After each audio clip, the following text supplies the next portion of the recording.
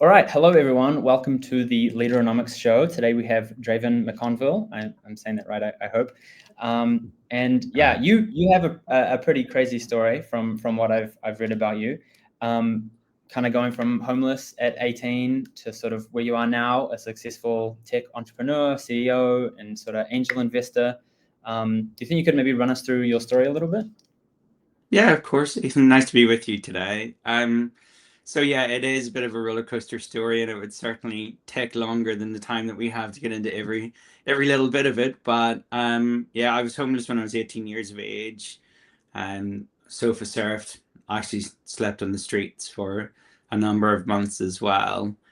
I went from there to a bar job, number of bar jobs, to running a nightclub, to then going into the telecommunications industry, and then eventually ending up in a marketing digital agency. It was from there that I then decided to set up my first company at 26, and I exited that company, started another one, which was Klipboard, and I've just recently exited that company in July of 2024. So 2 times. Been a long journey to here. It's been a journey of resilience and fight and grit. And I think every entrepreneur goes through a roller coaster up and down. But it's also been a personal one, obviously, for me because of my backstory, as well as the joys of running a business every single day. Yeah. What sort of was it that like drew you to entrepreneurship? I would sort of think like maybe with your background, something that like has more of a safety net might be more appealing. I think when you've experienced an absolute low, the only way is up, really. But the thing that it really does make you is completely risk adverse, because you've experienced what it's like to have absolutely nothing. So you've no fear of that, really. And especially when you've got out of that situation once, you've learned how to get out of that situation. So you don't really fear it happening again. However, what got me into entrepreneurship is really wanting to sail my own boat.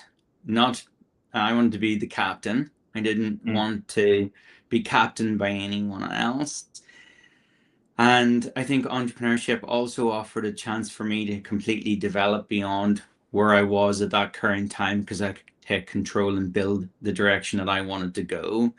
So that was a big driver for me. And then, would it be a lie to say that it's wealth creation? No.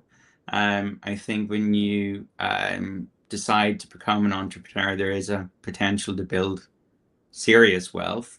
However, it has to be said, there's always the potential to have serious loss. And there's also many, many, many years of not having financial success or stability go with that. So you've got to take the rough with the smooth, but the smooth is typically at the end. Yeah. Okay. And so how important would you say that like your struggle was? I know you said that sort of like being able to be like risk averse was like really helpful. I mean like when I hear your story and I sort of think about myself, like I'm driven in the things, and I have my tenacity here and there, but I also think I've had like a pretty comfy life, and I do wonder like maybe how more struggle maybe might have like pushed me more, you know? It can have two effects on people, I think, because obviously there's a lot of people sadly don't get out of that situation of facing homelessness, and obviously mental health issues, drink, drugs, various different things can affect those people ever getting the chance to progress from there. Obviously every country is different, but access to services, access to things that we would all take granted become very difficult on a day-to-day basis. So you can go two ways being put into that situation. You have fight or flight really syndrome coming into you. And I think I just naturally had fight. So from a young age, I always kind of had like a job when I was a teenager. So I understood what that structure was. I understood that you needed to have money in order to progress, whether you like that or not. That's sadly the way the world is. So I understood that if I remained in that situation, then my life wouldn't go forward. And I've always been the type of person that keeps looking forward. What's ahead? What is that vision that I see for myself? What is the vision of the world that I'm seeing that's coming as well? So yeah, did it give me a real drive? Yes, Ethan, because I think you move into survival mode when you're in that situation. So you've got to really drive and really fight. However, then the survival mode then switches to then just being a driven entrepreneur because you're seeing the results that you're driving, and therefore you wish to push even more, really. So I think it's a mixture of mindset.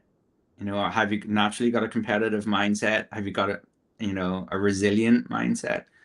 Obviously, the experience taught me how to be even more resilient than I suppose a normal and what is a normal upbringing. Everybody's upbringing is really different anyway. So I suppose we all experience things in different ways. Yeah. Well, I'm interested what you would sort of say to like these sort of people who, yeah, like might not have like maybe like a particular source to pull from, or yeah, like if you sort of know what I mean. Yeah, you mean something to kind of reflect on and lean on as to what is a driver for Yeah, them? yeah. Like I feel like, yeah, people are becoming more and more privileged, which is good for the world. But Yeah, I actually understand that conversation around, do I feel that, people are becoming more privileged. I think obviously the world has definitely advanced, and in the last 10 or 20 years we've seen extreme advances. And I think the younger generation coming through are going to have a very different different life, different access. Their parents, obviously the boomer generation, as we know, are a very wealthy generation and will enjoy retirement like no other generation before them or potentially after them will. So also that generation coming through after them, the next generation, not directly after them, because I think they're Gen Zs, isn't it? Or I get lost in it now, but yeah, I'm not very good with that either. I'm never very good with that, but they are going to be a wealthy generation simply because of parents' inheritance, inheriting assets such as property, etc., that has had astronomical growth over the last 25, 30 years. So you could call that privilege, or you could call that the cycle of the world. I could get annoyed about that because I didn't have that type of start in my life versus the type of start that they're going to have. So everybody's circumstances are very different. But I think if you're going to have something that motivates you, it has to be a real deep down core belief mechanism. Because everybody says, yeah, I want money, but money's not a motivator. It isn't really. Money creates the ability to allow you to experience or have opportunities or access things that you didn't before. That the actual physicality of money is not the motivator. It's what can you achieve in order to change your life is more of a belief. Yeah. So I think people have to try and lean on things that are personal, that are moving. Maybe they were experienced bullying at school and they kind of have a point to prove and want to change that. Maybe they have a vision for the world that they want to do something, that they want to leave a mark or a legacy. Different drives for different people, really, but it has to be a deep down belief. Yeah. Okay. It's got to be personal. Nice. I Yeah, think that's really so. good. I think so. I think if it's not personal to you and it's a generic outcome, as I said, like chasing money, it's you will fall over the first hurdle, because on that roller coaster you're going to get punched in the face so many times that drive that goal isn't deep enough. Then you're not going to be resilient enough to see it through. Yeah. So it would be a shame to talk to you and not ask you about your software development experience. So more specifically, I have to ask, what sort of lessons would you say that you learned after exiting your first company that sort of were most beneficial when you started Klipboard? Oh, interestingly, I think people's perspective is you've done it once before, the second time is going to be easier. There's somewhat truth in that, somewhat.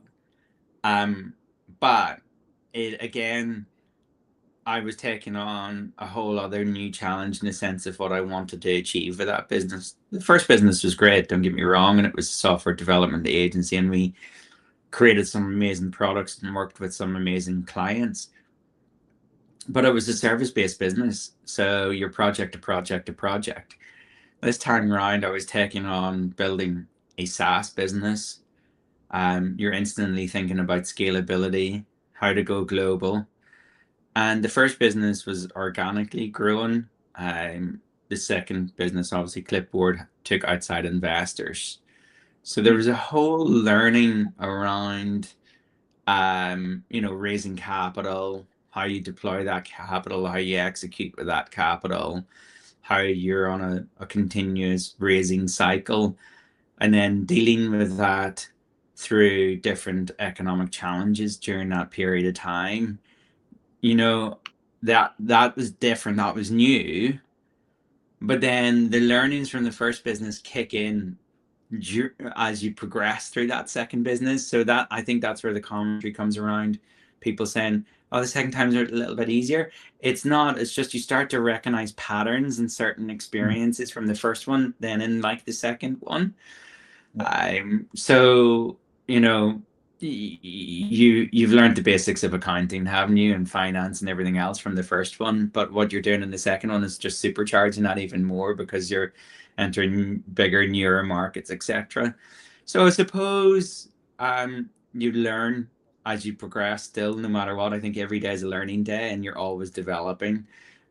So leaving the first business, I exited it. It's very different because there was only a short period of time involved there. This, Klipboard has been acquired by a $1 billion group who have actually subsequently rebranded to Klipboard as well. And I now obviously lead a division, and I'm there driving through the next phase of that business, which is another new experience, obviously, for me, having been an entrepreneur for 16 years, running my own businesses. Right. I'm interested to ask you if you have sort of ever run into any sort of problem that you have sort of solved kind of way later than you thought you should have, and you look back and you think, what was I thinking? Like I'm wondering if you have any sort of stories of that. That's a really good question. And I probably do. And I think there's quite a number of them, Ethan. I think if you're going to go into business and you don't expect to make mistakes, then I think that's the biggest mistake you're going to make. I think if you go into business recognizing that you're going to encounter many failures, but let's call them learnings, because that's really what they are, and it's an attitude that you apply to them. I think there is definitely a lot, like, I was talented at marketing. I came from a marketing background, brand, etc. But we were very, very, very good at product. And I think in the early days, we probably were a little bit too obsessive about getting the product right instead of getting the product out. And in fact, the product was out, but not going marketing it hard enough because there was a concern around, was the product not quite right? And the interesting thing was we'd spoken to lots of customers, we'd done all the typical feedback loops and everything else. So it was having that confidence and belief in what we had created and to start really, really marketing it. I think there was a delay to that. The other big one is I had good investors. We had good investors, but we also got investment from a family office in America. And in a way, it was good because it was patient capital, which allowed us to build out. Mm-hmm. But in another way, it wasn't aggressive enough capital in the sense of they kind of wanted you to somewhat still grow organically and be that sustainable business. Now, here's the thing, that's actually turned out to be very good for us because, you know, successful exit in a period of time where people are not wanting to buy businesses that have not got a sustainable model. But then in the other way, I think to myself, I would have preferred a more aggressive investor, so we could have grown even harder and got a bigger growth number. And then what we could have done was trim back and then steered it towards that sustainability and exited. But no matter what, we done growth and we grew massively and we got a successful exit. But it's like anything. If you're looking back, you'll think to yourself, could I have done that a little bit differently? And that difference would have been maybe picking a different investor, and understanding what the tactics of that investor was a little bit more. You sort of mentioned earlier about sort of that attitude of like accepting that you are going to make mistakes and stuff, and that does sort of make me think a bit about culture and about, you know, sort of the people you work with. And so I am interested, you know, what are some of like the core principles for you that have sort of helped, you know, build like a more like resilient culture, especially in an industry with, you know, so much like hybrid sort of happening, you know. I think over many years, Ethan, you build a gut instinct as an entrepreneur, and I think that gut starts to tell you a hell of a lot about people. Yeah. But I think I had an accelerated experience of that, because if I go back to being on the street and how did I survive, the other biggest thing that I needed to know was who was a good person and who was a bad person. So those instincts really kicked in, because either, you know, you're wanting to be safe, or you're seeking kind of genuine kind help from people, you know, whether that is getting some water or whatever it may be. So you're kind of having to learn how to read people and really deeply read people in a very, very short space of time. So when I came into business, I used to always hire for attitude versus aptitude. And attitude was really, really important to me, especially in that early stages of the business, where it's a roll up the sleeves, get in, dig, do whatever role it needs to be, not be too concerned by job titles, but be constantly contributing to things. Obviously, when you scale, that changes. I think you still want the attitude being the backbone and the lifeblood through your business, and you still want that entrepreneurial move fast kind of mindset. But you then need to start bringing in domain knowledge. So obviously looking for people with domain knowledge in certain things, so you start building out your org, is different, but you'll still be looking for those characteristics. Not, you know, when you get to kind of medium scale, you're probably not going to want to be hiring an S&P 500 executive into your company, because that's a very different thing. But you'd be looking for somebody from the mid-market who've had experience at that various stages, or have had, you know, scaled up in a startup and are wanting to step up into that. So it's a mixture of talent, and culture for me is an attitude and how people embrace things. And lastly, do people buy into the vision that you're painting? And do they really want to be part of that vision?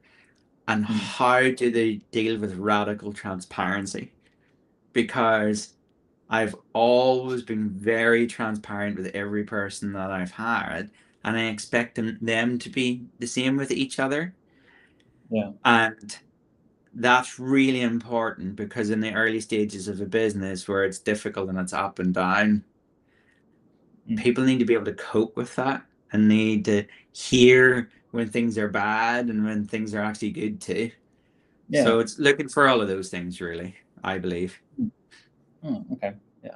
So sort of speaking of reading people, as an angel investor and an advisor, what would you say are a few of your non-negotiable qualities or metrics when you look that you look for in a startup founder or a business before you decide to invest your time or capital?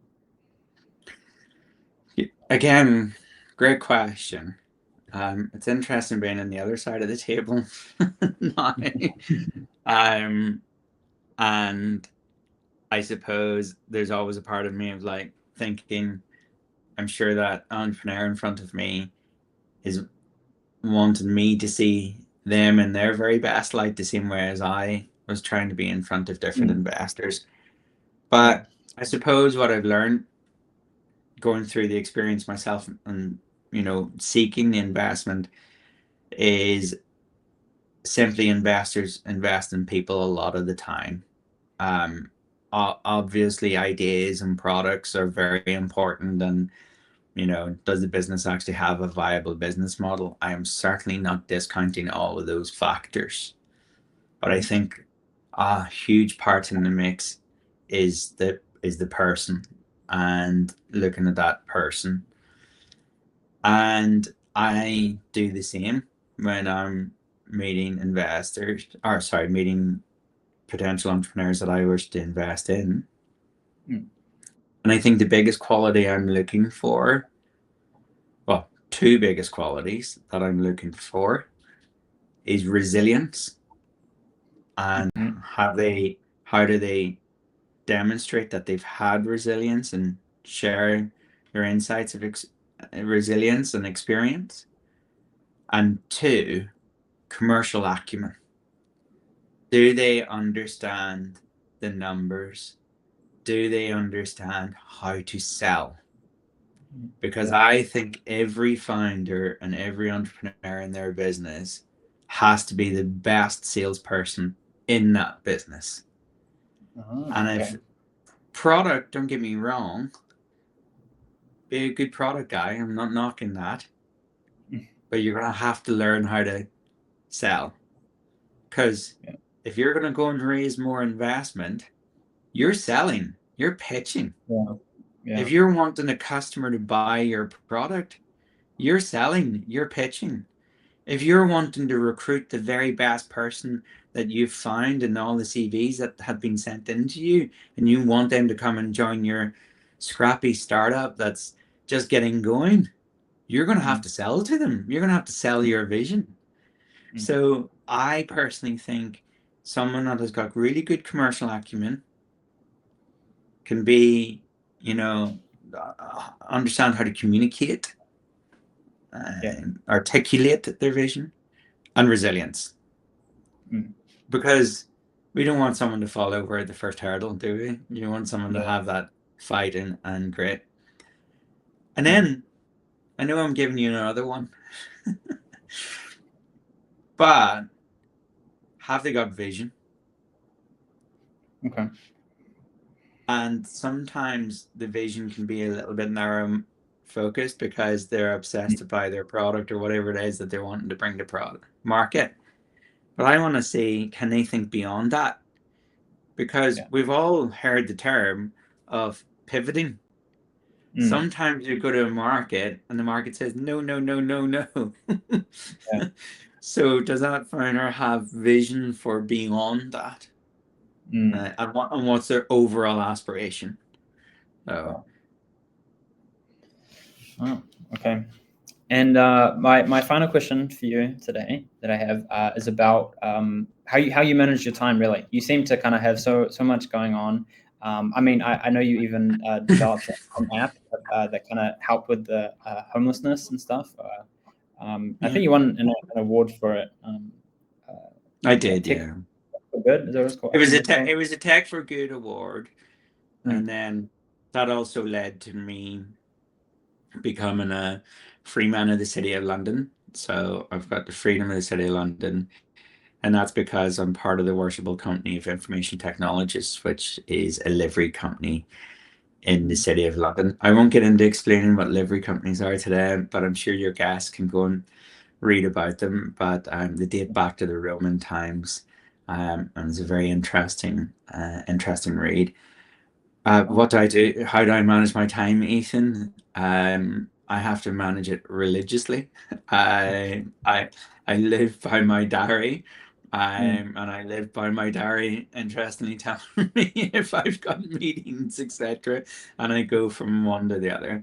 I'm I I'm I start early in the morning. I finish late in the evening.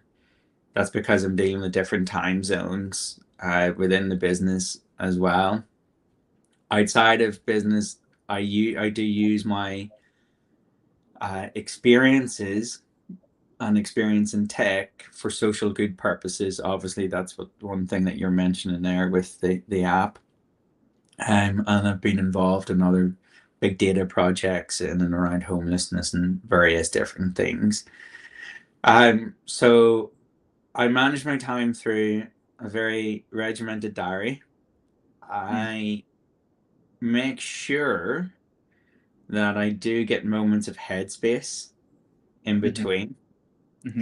I was very religious at the gym 5 times a week for many, many, many, many years, but I will openly admit that that has slipped. But I am determined to increase that again because for my own mental health and mindset, that's very important. So my time is a mixture of business, my own mental health, and then also how can I contribute back to society is where I mix it. And then obviously I have my very supportive wife that has allowed me to go off and do all the things that I've done and achieve. So time is very important with family as well. Yes. But very strict in my diary.